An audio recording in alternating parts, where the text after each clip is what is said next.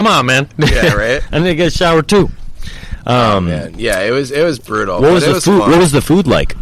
It was cool, man. And the good thing was, like, I talked to some other people, like, later on when, like, Kobe had some other projects going on, but he was in the kitchen every day, you know, when I was there. And, like, full every day? Like, 16 hours with you every day? Or almost. I mean, he would do some other stuff, like, have meetings or whatever, but he was there a lot. I mean, he was always there for service. Was he an intense guy? I saw him at 12 days. Yeah. Oh, and cool. It was kind of like, you know, it was great dinner. Yeah. I felt like he wanted to express himself more. Oh, yeah? But I think he just held back a little bit. Oh, really? Yeah. You know, but I mean, he's a fun guy, man. I mean, I really like the way that he cooks, and, like, it was very, like, just, like, fly by the seat of your pants kind of thing. Like, we're figuring it out as we go along. Like, we changed the menu a lot. Is there any recipes, actual recipes? Yeah, I mean, I did some, mostly, like, when I first started, I was, like, in pastry. So that was all, like, recipes, like making ice creams and stuff like that, like petit fours and stuff. How many covers? I think it was 40. 40 covers? Yeah. Every night, fully booked? The beginning of the season, like, the beginning of the season was, like, January when I got there, so it was, like, very slow, the first few services. Like, I think our first service was, like, 8 or something. Oh, wow. Yeah. But then, like, as it got into spring, it was, like, 40 covers, and then we started doing lunch when it got warmer out. Oh. And we were doing lunch 2 days, but I guess when it's, like, fully ramped up, they're doing lunch, like, 3, I think. Yeah. And so then, you do, like, 30 for lunch, 40 for dinner, and you're there 8. So, like, that was, like, the whole European thing. Like, I didn't even know that's what like, you do the 2 services. Yeah. Dude, that's, like... That's rough. Yeah. And then, man. As an American, you're not taking your... What? Your 1 hour of siesta, right? I don't even do that. I mean, we had staff meal, but like, so you worked the French schedule with no hour break, no fucking break in between. That's awesome. Man, it was rough, dude. And did Kobe know that you guys were exhausted, or did he was? I mean, he was like he was there just with so us, fucking man. crazy that he didn't care. Yeah, I mean, I don't know. I feel like the Europeans, maybe they're used to it.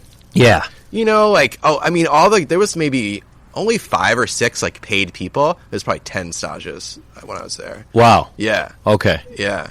But yeah, I feel like those, like, all the European guys, like, they had been working in France and, like, England and stuff, so I feel like maybe they were used to that, like, the double shift. Whoa. I think when I was there, I think I was the only American. There was a Canadian. Oh, good. But... So I was, like, definitely, like, not used to it. I heard that. I could definitely sleep standing up during that time, for sure, man. And so, your 3 months is up at In the Wolf. Do you have a chance to work there, or how does that work? I don't know. I was ready to come back. Okay. I was fucking ready, yeah. But, I mean, it was cool. Like, I don't think I would have wanted to work there. It was just, like, too isolated, like, you know... But yeah, man, I remember. I just like to tell this story about Kobe because I feel like it like kind of says like the way that he like kind of operates. Like there was one service where like I was on pastry and he was putting a new dessert on the menu, and it was this thing with like quince, and like we didn't really know what it was going to be. He was kind of doing like messing with it all day, like tinkering with it, and like service starts and he was like at pre-service like, hey, new dessert tonight. Like we don't know what it's going to be, but like by the time the first table's on dessert, like it'll be done. So like during service, he's just like bouncing around the kitchen, like working on this dish. Yeah. And we're like, all right, like I don't know what it's going to be. Like I don't know like what mise en place I need. And then like by the time I get to dessert, he's like, all right, guys, like this is it. And we plates the first one. He's like, do it like this. And then like that was the dessert. And like I never really seen anyone like make a dish during service before. Like beating the shits during service. Yeah. So I was like, that's fucking cool. Creating the chaos. Yeah, man. And like he would some nights like he would scrub down with us and be like, all right, let's go drink beers. And we'd be like, oh, we're so tired. And he'd be like, let's go. Yeah. So it was good, man. Yeah.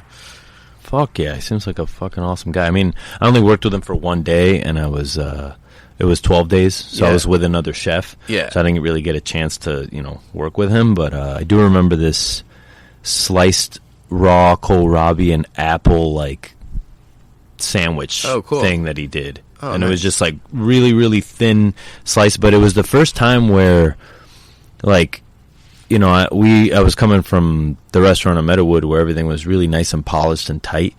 And it was the first time that I'd seen anybody slice kohlrabi and then but leave it like with the sides. Oh yeah. It was very like rough slicing. Yeah. And I was like, I like this guy's take on fine dining. Yeah. Because it's like, I'm not going to fucking cut everything perfect and it's going to be delicious. Right.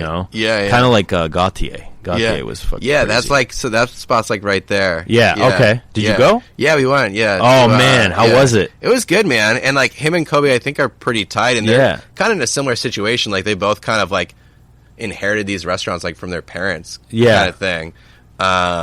But yes, that was like an hour or two, I think, from where we were at. Whoa. The dining room's insane. Yeah, Gautier is a beast. It was cool, man. And they like, it was just us, like all the stages, like 4 or 5 of us. So they like hooked it up and it was cool. That's awesome. Yeah. I mean, enjoy the fruits of your labor, people. Yeah, that's like the one perk you get. It's a one perk. You work at a restaurant, you go in, mention it. Don't be a dick and say, I work here. Bring it up in casual conversation. Oh, we're visiting from here. We had someone call the other day, a guy that had a reservation. I won't say where he worked, but he was like, what do you guys do for industry people? The fuck out of here, dude? B. It's like, what do you do? And then he fucking takes his restaurant down the drain with him. Dude, if I ever heard any of my staff talking about my restaurant that way, what do you do? Like calling another restaurant and being like, what do you do for industry? Yeah. Fired. Done. Get out of here. Get the fuck out of here. Yeah. So you come back to the States. Where do you go? New York? You back in New York? Or do you go back home? Yeah, I went back to New York. I went back home just for a little bit to get figured out. Get your shit together. I had to get a new apartment. Yeah, for sure. Kind of thing. Yeah, so I went back. So that was the good thing. Is like when I was there, one of the guys from Kerry, who was the sous chef at the time, he hit me up and was like, "Hey, when you get back, do you want to come work at Co?" And I was like, "Fuck yeah." Kerry was a sous chef at Co? Yeah, Kerry. Had you worked with him at Noodle? No, but it was good because at the time Co was like right next to Noodle. Gotcha. So I'd always see those guys, like see him at the bar, and like we were talking about networking. That was fuck yeah, the dude. Best thing over a beer was have a drink with those guys. You always have a drink. Yeah. No matter how tired you are. Yeah. That's what all the young cooks out there. I'm gonna go home and read. Man. It's like fuck that book. Yeah. Drink beers. Yeah. And be a dirty pirate sailor cook for a little while. You got to do it for a little bit. For sure. Kerry opened up Charter Oak. Yeah. Oh, did you work with him?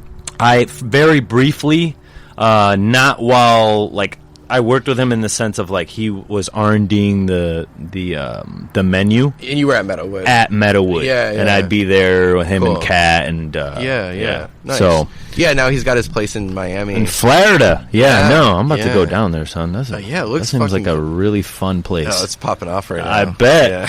I bet. Every time you see the footage down there, it's like no crazy. Masks, coughing into each other's eyeballs. Yeah. Like all types of sick shit. That part. So Kerry offers you a job, you say yes. At this point, who's at Co? Who's the chef? Sean Gray. Sean Gray's the chef. Yeah, okay. I think Mitch, who was then the chef at what was the restaurant in Canada that closed? Is it Shoto was the one? Yeah, Mitch and Sean, I think, were like running it together for a little bit. Mitch went up to Toronto to do his thing. Sean like took over Co. I think that was like a little bit before I got there, maybe a few months or something like that. Yeah. So yeah. And what was your first station at Co? So this is the old spot, so it's just like 12 seats. So I was like the middle station. So there's only 3 stations. It was basically like the middle station, the end station, and then like the station that the chef worked. So it was Kerry. It was chef 1 and 2. Yeah. It was a station. So it was Kerry. Did Eli work there at the time? Eli was there. Eli was there. He was on the left station. He started like literally like right when I started. He was on the left. He was on the other station that I didn't work. Got you. Yeah, I got to do a podcast with him, man. You got to go to Australia. Sure as hell hell yeah, baby. I'm gonna go out there in that warm water and spearfish with him. Yeah, right. You seen those videos? Yeah, it's like Call of Duty down there. Wild. Yeah. I'm like, yeah, he's living the good life. I know. Yeah, he's always like, I'm like AM sous chef at a restaurant that does 5 dinners a week. I was like, that's awesome. That's like, how many weeks paid vacation you guys get down there? Yeah, I'll tell you what, that's a good job to raise a kid. Yeah, right. There. That's fucking perfect. So yeah, Eli was there. He just came from Mapesh. So yeah, Sean, Carrie, and then Josh Pinsky was the other sous chef. Okay.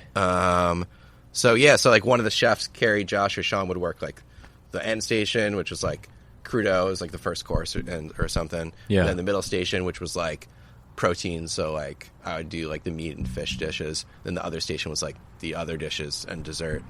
Heard that. So it was cool, man. I mean, that was like when you're like starting out cooking, that's the dream, right? Cook for 24 people a night. That's it. With some of the badass motherfuckers that were around you. Yeah, Carrie, it was cool. Eli, and then Unjo Pinsky. was who I usually worked surface with. Unjo, okay. Yeah. So she was like my other like station partner. That's fucking cool. And then Max, who was then the chef at Sambar. So it was a good fucking crew, man. Max, what's the last name? Max Ng. Okay, got you. So he was the chef at Sambar, and he still works for Momo. Yeah. Very cool. Yeah. Unjo Park, I went to go eat at Cowie. Yeah. And she also did a dinner with us at the Charter Oak. Potluck thing, right? Yeah, for sure. Dude, Josh came with her to that. Yeah, he did. Yeah, he did. That's Josh. Yeah. Okay, got you. Because he was the corporate chef. Okay. Yeah. Me and him got along really well. Yeah. Yeah, that's fucking nuts, dude. It's, so it was like small world. Team. Yeah. Because she came and she was like, "Oh, Eli says hi," and I was like, "Oh, no shit," you know. So everybody knows everybody. Yeah, right. And then, how long did you stay at Co? Over 3 years. 3 years. Yeah. So you made it to Sous, I'm guessing. Yeah. So this was at. So I started at 163 First Ave. So that was like the 12-seat restaurant. And then we opened the new restaurant where Co's at now. Have you been there? I have not. Yeah. So I hadn't even gone to the old spot. Oh yeah. I just was in New York so rarely. Yeah. That every time I went, it was like, you got to go here, you got to go here, so and many then places to go, and then you end up like, at that time when I was going to New York, you guys were so busy that if you didn't get there early, you weren't getting shit. So it was like, fuck. Let's just eat. Fuck. Let's go to K-Town. Right. Yeah. So we opened the new restaurant. So that was cool because that was like another opening, but like it was basically a new restaurant. But it was cool because we went in with like we had the whole team. It was just the whole team from the old spot and the new spots. Like everyone knew like what they were doing. I was talking to Eli about the other day. He's like, "Bet it's a lot harder than co-opening," and I was like, "Hell yeah, hell yeah, dude!" Because like we all knew what we were doing. Yeah. So now you have to literally teach everyone to think like you think. It's impossible. It's going to take a couple of years, chef. Yeah, right. Be all right. So then we opened that, and then what prompted you to leave Co? At that point, I was just kind of like, you get to that point where you've been somewhere for like a little bit too long. Yeah. You start to think a little bit negatively. You know what I mean? And Got it's just like, it was time for me to go. I could see that. Wanted something different. Yeah. Been plating that Co egg dish for a little bit too long. For way too long, yeah. I hear you. So and then I went took some time off, did like a road trip kind of thing. Mm-hmm. Drove around. Where'd you go? Pretty much everywhere. I did like a big circle like around the country. So very cool. It was good. Hell yeah! What kind of car are you rolling 3 months in? off. Honda Element. Fucking. Yeah. You don't need to fucking. Where'd you sleep? Hotels. Okay, got you. Yeah, Holiday Inns. Motel 6s, baby. Yeah, those things are like $24 a night. Yeah, it's a good deal. Yeah. So I left Co to like do that, and then I was like, I'll figure out like what I'm gonna do next night when I get back. Yeah. Okay. Yeah. And so you get back from your road trip, and I got what's back. going through your mind? And then I was trying to work on trying to open something with a friend. Didn't really work out. It's fucking hard to raise money for a restaurant. Were you doing pop-ups and shit for it? Not even. We're just like meeting with like just people. Got you. Yeah. So trying to get something off the ground. Looking at spaces. What would it have been? I don't know. We were trying to open like a combination like nice restaurant / like dive bar in Bushwick. Okay. That was kind of like our idea. But anyway, so I was kind of looking for a thing. I was like working here and there at some spots like of people I knew. To give myself some free time, and then my friend Galen was the CDC at Blanca at the time. So I went to, do you know him, Galen Kennemer? I do. I think he came to 12 days. Yeah, probably. He cooked pizza dough. Oh yeah, I believe with. He did one with the guy from. We had a Japanese chef. Yeah, right? Yeah. I remember him telling me he was helping him out. Yeah, I was just like, weird. I wonder how he got in on that. Well, he had to make pizza dough. For what? I don't know. They had some course where they needed bread. Oh, interesting. And he just fired off the pizza dough from. Oh, that's cool. Yeah. So nice.